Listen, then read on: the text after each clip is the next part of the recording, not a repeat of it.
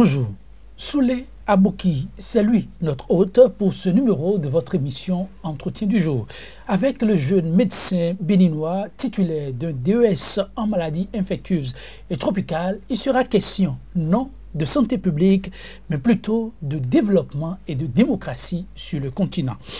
Il s'est découvert, le jeune médecin, depuis peu des talents d'écrivain avérés, à en croire les acteurs du milieu, et vous allez vous en rendre compte sous peu. Sous sa plume est née Les intrigues politiques en Afrique, un essai de 143 pages édité par la prestigieuse maison d'édition L'Harmattan.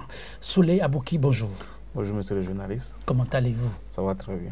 Et vous? Comment ça se passe aussi très bien, on ne se plaint pas. Pour nos téléspectateurs, on se bat pour que la santé soit tout le temps au beau-fils. Mais dites, comment ça se fait, la transition du plateau technique médical à la plume, ou la jonction des deux? D'entrée de jeu, je me permets de vous dire merci de m'avoir invité sur votre chaîne de télévision qui, en un temps record, est passée comme une chaîne très très fiable. Et je me réjouis d'être sur ce célèbre plateau de CKTV. C'est un grand plaisir aussi. Et pour répondre à votre question, il est facile de passer du plateau technique médical à l'écriture parce que le médecin, de par sa formation et son essence, il soigne. Et l'écrivain aussi, il soigne. Si le médecin soigne l'individu, la personne, le médecin soigne la société. Donc il y a un lien de soins qui lie le médecin technicien et le médecin écrivain. Voilà. Là, il faut dire que c'est beau à entendre. L'un soigne l'esprit et l'autre le corps. Voilà. Oui, les deux peuvent se suivre. Mais dites, les intrigues politiques en Afrique, pourquoi d'abord cet essai? Cet essai, parce que l'histoire se répète en Afrique. Depuis les indépendances, ça se joue? Depuis la colonisation jusqu'à ce jour, l'histoire de l'Afrique ne fait que se répéter peut-être par cycle. Et nous, Africains, n'avons pas encore pris conscience que cette histoire, elle se répète. Et tant qu'on n'a pas pris conscience, nous allons subir l'histoire, c'est-à-dire notre propre histoire, et nous allons continuer à subir l'histoire que va nous créer les enfants de ceux qui ont colonisé nos parents. La génération actuelle va subir encore sa génération homologue occidentale, si les Africains ne connaissent pas leur histoire et n'en prennent pas garde. Le synopsis, si vous devez le présenter, parlant de cet essai, c'est lequel? Je dirais Les intrigues politiques en Afrique a essayé de faire le point de l'histoire désastreuse de notre Afrique par ses gouvernants. L'Afrique est un continent le plus riche, c'est le continent le plus riche, mais c'est encore le continent le plus pauvre. C'est en Afrique qu'on rencontre toutes les misères. Mais c'est aussi en Afrique qu'on a des gisements d'or, qu'on a du colbert, que nous avons la bauxite, que nous avons de l'eau pour l'énergie, que nous avons du vent et nous avons du soleil pour l'énergie. Mais comment se fait-il que nous sommes encore en retard? Nous sommes en retard parce que nous, Africains, depuis nos pères jusqu'à nous-mêmes, on n'a pas compris qu'il faut prendre conscience de ces richesses et nous libérer donc, de ce joug occidental et aller de l'avant. Mais il faut dire qu'il y a eu des Africains, des leaders africains qui ont essayé, qui ont tenté de débarrasser leur peuple, leur pays de cette force qui les accaparait et les maintenait dans le sous-développement. Mais eux tous ont été massacrés, sacrifiés.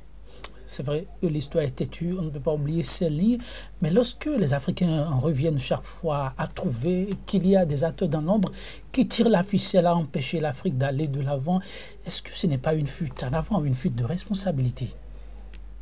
Et ça aurait pu être une fuite de responsabilité si les Africains même ne faisaient rien. Mais ils font des choses, ils bougent, ils créent des choses. Quand il dit que l'histoire se répète, je donne un exemple. Oui.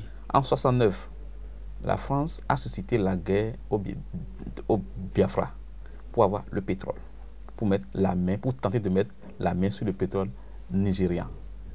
En 2011, ça c'était De Gaulle qui l'avait fait. En 2011, Sarkozy va embraser la Chine avec toute la puissance occidentale. Va embraser la Libye. Oui. La Libye avec toute la puissance occidentale derrière pour toujours tenter de mettre la main sur le pétrole libyen. C'est la même histoire qui se répète. Au nom du pétrole, on vient mettre la guerre dans des pays. Les Africains font des choses.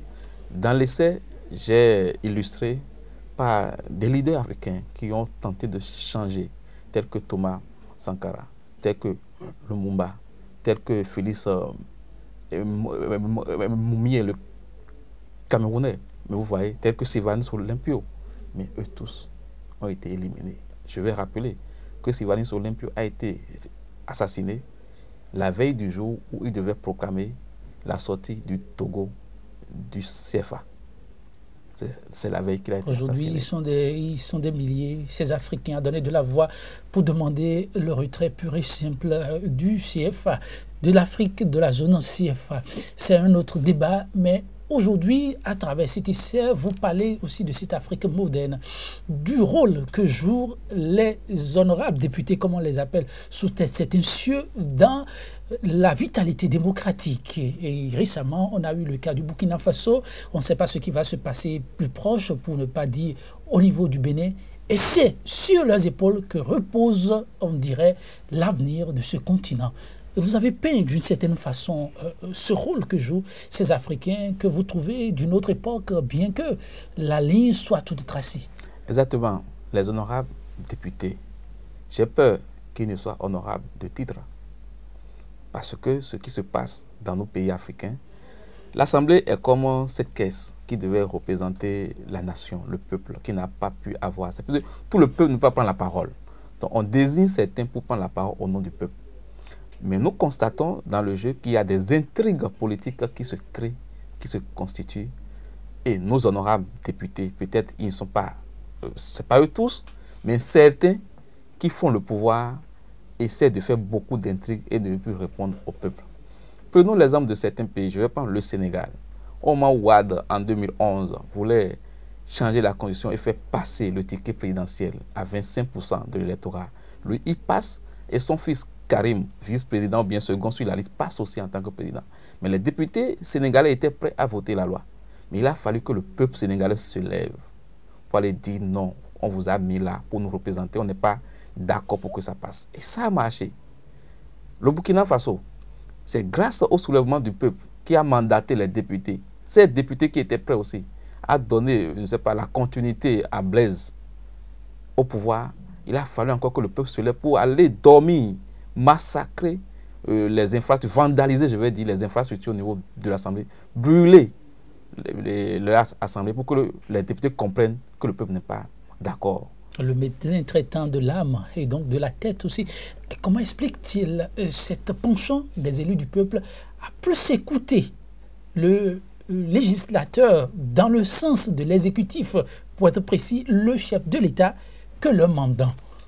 Pourquoi a-t-on l'impression qu'ils sont plus à la solde d'un chef de parti politique, chef d'État, plus précisément, que de leur mandat? Ça nous ramène toujours aux intrigues. Qu'est-ce qu'ils se disent après que le peuple les a mandatés? Quand ils se retrouvent 8305, représentant 10 millions d'âmes, qu'est-ce qu'ils se disent? Est-ce qu'ils se mettent au-dessus de ce peuple? Ou ils se disent, nous sommes toujours dans le peuple et on a des comptes à rendre au peuple? Mais il faut constater qu'au Bénin, précisément, les députés ne rendent pas compte au peuple. Ils ne rendent pas compte? Ils ne rendent pas compte. Ils sont élus pour 4 ans. Ils vont faire les 4 ans à l'Assemblée nationale. Ils reviennent après distribuer de l'argent encore au peuple pour être encore positionnés sur la liste. Il faut revoir la façon dont nos députés sont positionnés sur les listes. Si c'est tout fait de cette façon, où c'est l'argent qui va parler, c'est celui qui a l'argent. On a vu de grands partis politiques positionner des illettrés, des gens qui ne connaissent rien au test, parce que quand même dans leur localité, c'est eux qui détiennent la bourse. On les a positionnés et ils sont sortis députés. Et quand le président du groupe parlementaire lève le doigt pour voter une loi, c'est en ce moment que le député cherche son président et lui aussi, il lève le doigt. Alors, quel pourrait être l'apport de cet essai dans le débat politique qui se mène de plus en plus sur le continent? D'aucuns disent qu'on a l'impression qu'on fait du surplace. Non, on ne fait pas du surplace. L'apport de cet essai, c'est d'éveiller la conscience. Si vous voyez dedans, j'ai consacré tout un chapitre à l'éveil de la politique à l'université. Nous, jeunes cadres, qui avons eu la chance de passer par l'université, nous devons prendre conscience que l'avenir, et même déjà le présent, de notre continent, de nos pays, repose sur nous. C'est à nous de faire changer les choses. Ce serait difficile. Mais on ne doit pas se fatiguer, on ne doit pas nous décourager. C'est à nous de prendre conscience que si l'Afrique de demain doit être meilleure à celle d'aujourd'hui, c'est maintenant, il faut qu'on s'engage. La jeunesse doit s'engager, mais pas une jeunesse qui s'engage aussi pour se mettre à la solde de l'argent. Une jeunesse organisée, qui s'engage et qui suit ses principes, qui se donne des idées et qui respecte ses idées. L'argent a la force, le politicien a la force, mais la conscience du peuple est plus forte que tout ce que l'argent peut faire. Vous semblez dire qu'une fois encore, demain, ce sera forcément avec cette jeunesse. On ne peut pas, puisque ceux qui sont aujourd'hui au pouvoir, ils ont été jeunes hier. Donc nous aussi, nous montons. Nos enfants vont monter aussi. La vie, c'est de génération en génération. Une génération passe. Cette jeunesse qui est beaucoup plus friande des nouvelles technologies, de l'information et de la communication, est-ce que vous avez prévu quelque chose dans ce sens? Parce que je parie qu'ils seront peu nombreux à pouvoir se l'approprier sous ce format. Exactement. Et mon premier ouvrage que j'avais écrit sur le social aussi, que j'avais intitulé « Tiedotode ou une enfance brisée », je l'ai mis en vente en ligne par une maison de vente en ligne, Amazon. Cet essai aussi, je vais également le mettre en ligne. Mais plus que mettre en ligne, je pense que c'est lire qui est le plus important. C'est vrai que nous allons vivre avec notre temps, avec la technologie, avec le numérique. Mais le livre reste toujours une source de savoir inépuisable. Et le livre dure plus que la technologie. Les smartphones, ils se gâtent, ils tombent en panne, on jette. Mais le livre reste toujours là, dans la bibliothèque. Et toi, tes enfants, 3 générations après, peuvent toujours avoir accès aux livres et lire et voir. Donc moi, j'encourage les gens à lire les livres pour se cultiver. La connaissance est une âme, comme le disait l'éminent journaliste de RFI, Claudicia. Voilà. Oui, dans les derniers chapitres, le 6 et 7, vous avez semblé faire quelques clins d'œil aux conseillers politiques, eux qui sont souvent mis en cause lorsque le chef de l'État n'arrive pas à accomplir dignement sa mission. Pensez-vous qu'ils pourraient vraiment s'approprier le contenu et enfin être des conseillers à l'image des ententes du peuple? Forcément. Un conseil est là pour donner des conseils. Reste à ce que le chef écoute et pratique. Mais un conseil qui estime qu'il n'est pas écouté peut présenter sa démission comme quelqu'un l'a fait il n'y a pas longtemps. Mesdames, Messieurs, merci. Monsieur Souley Abouki, merci pour votre passage. Ce sera tout pour ce numéro de votre émission Entretien du jour, les intrigues politiques en Afrique. Demain se fera forcément avec cette jeunesse et pour pouvoir y arriver, il lui faudra s'approprier l'essentiel des âmes, savoir les intrigues qui se cachent derrière les faits politiques et qui entravent le développement tant souhaité de l'Afrique. Merci d'avoir été des nôtres.